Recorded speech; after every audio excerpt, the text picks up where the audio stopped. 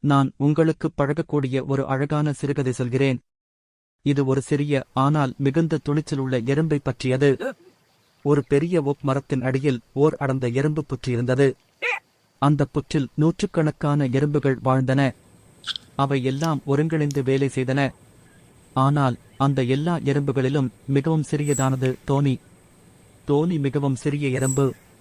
ஆனால் அவனிடம் பெரிய கனவுகளும் தைரியமும் இருந்தன. ஒரு காலை எறும்புகளுக்கு முக்கியமான ஒரு உணவு உருண்டை காணாமல் போனது.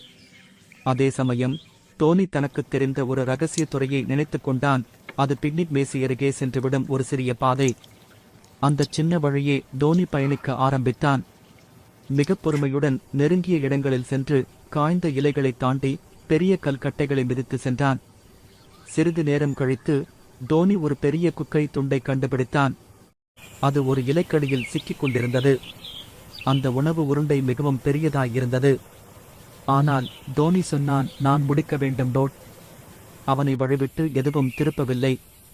பலமுறை முயற்சித்த பிறகு அந்த உருண்டை மெதுவாக உருண்டு வழி இறங்கியது. பிறகு புற்றில் உள்ள எறும்புகள் அதை எடுத்துச் சென்றன. எல்லோரும் மகிழ்ச்சியடைந்தனர். அந்த நாள் முதல் சிறிய டோனிக்கு ஒரு புதிய பெயர் வந்தது, துணிவுத்திறன் கொண்ட டோனி. அவனது உடல் சிறியது, ஆனால் அவனது மனது மிகப்பெரியது.